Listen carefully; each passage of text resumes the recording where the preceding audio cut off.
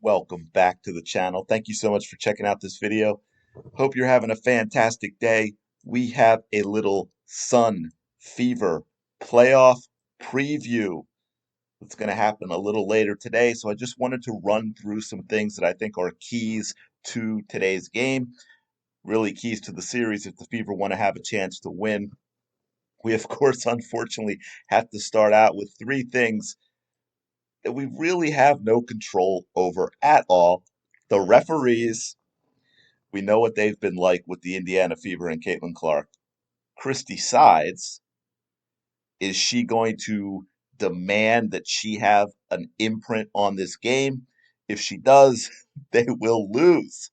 And then, of course, we have the wild card, Nalissa Smith, which Nalissa Smith is going to show up, added into the fact that it is the Connecticut Sun, brings a whole nother level of drama to the game.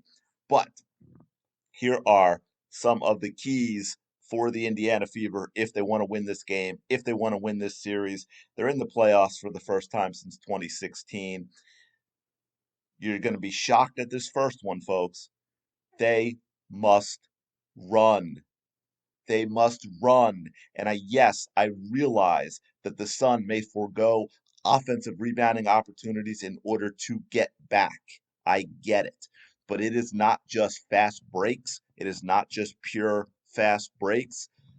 It is just playing up tempo. It is just forcing the Sun into making quicker decisions defensively, forcing the Sun into maybe making having to take bad matchups because the pace is pushed enough that they have to take the player closest to them and they can't find who it is they're supposed to guard because if they do, they leave somebody open. We have seen time and time again that even when teams get back, even when teams make baskets, Caitlin Clark, if she's allowed to push the tempo and she has players on her team on the court that will push the tempo, she will get buckets quickly even off of makes. We have seen her make layups herself off of makes from the other team by pushing the tempo and so much and the pace so much that she gets down the court and she gets in there and makes a layup while the other team is still getting back. She just dribbles right through them all.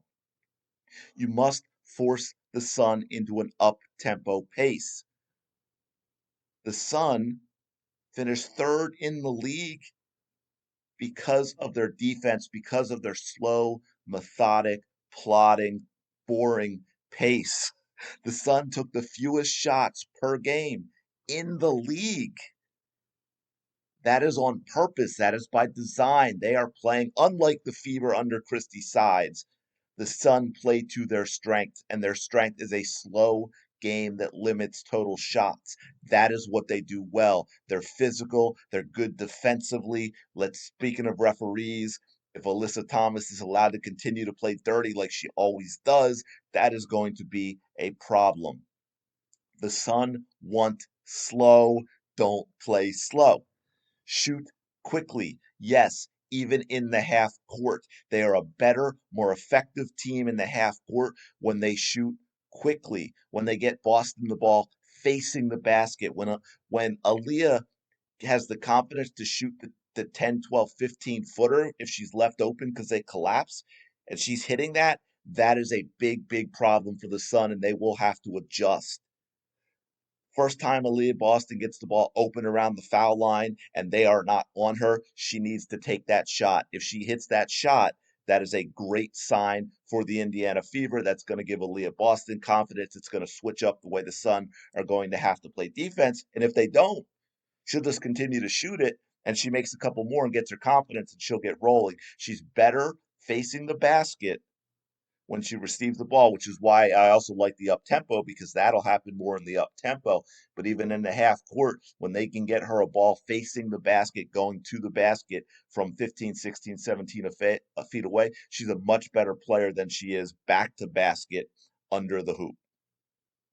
They need to hit at least 22 points per quarter and get at least one quarter of 30. They cannot have disastrous quarters.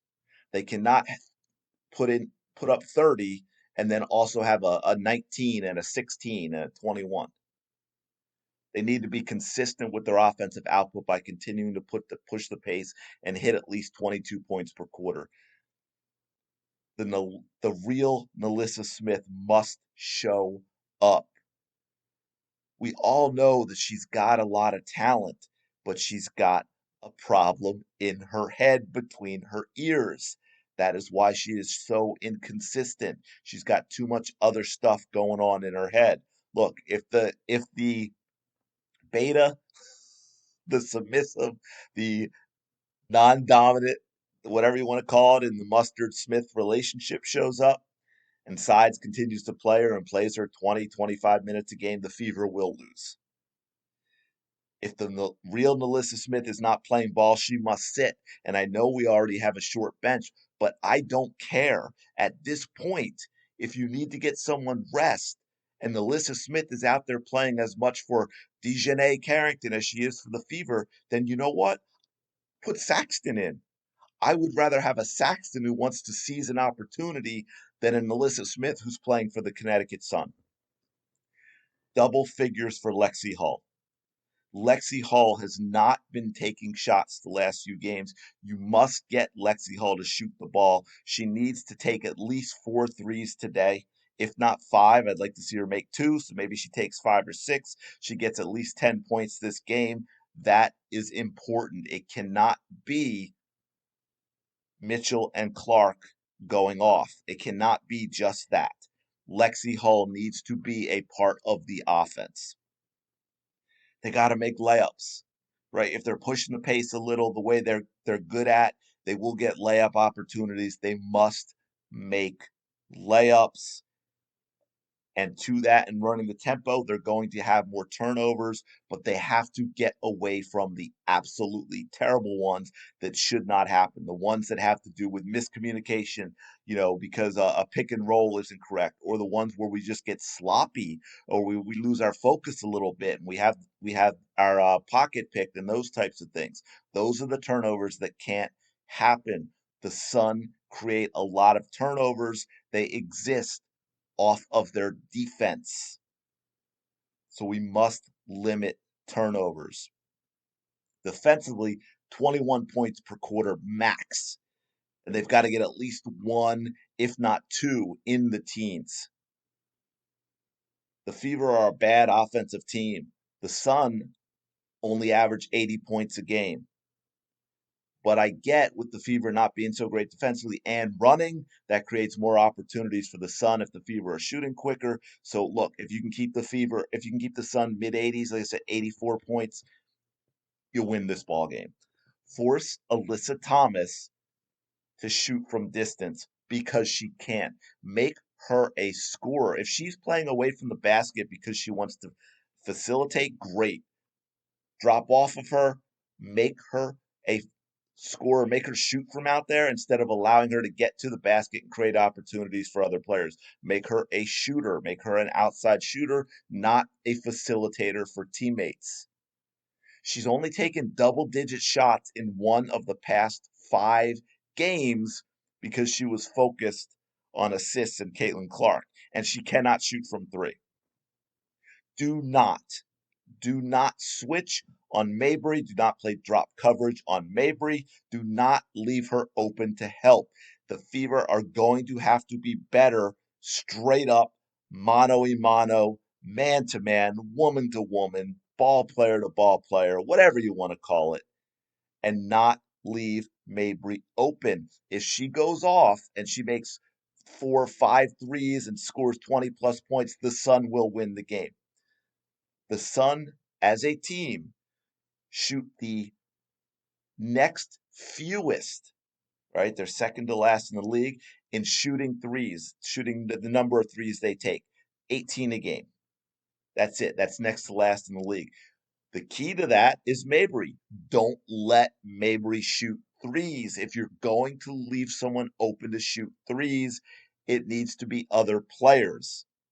I'd rather you not, Fever, leave players as open as you always do, but at least with the Sun, they've really got one true three-point shooter. She has 16 makes in her last 5 games.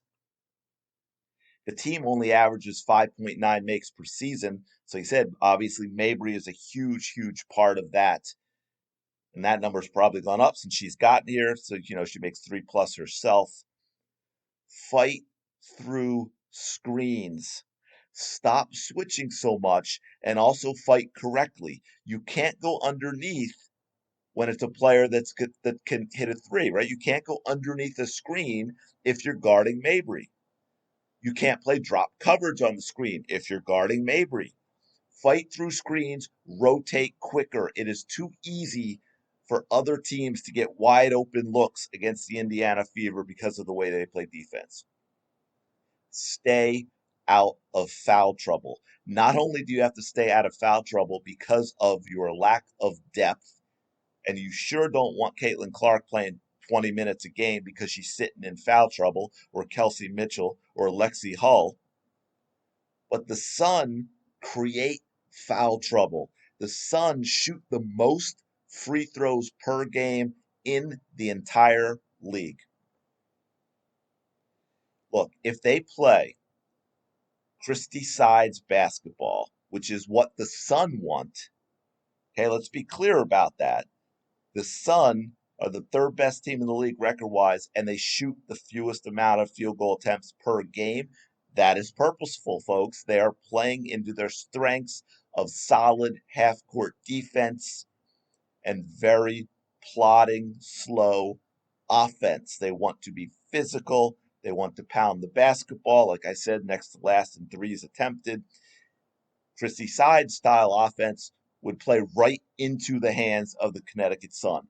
If they play at the Sun tempo, they will lose. If they allow Mabry to consistently get good open looks, they will lose.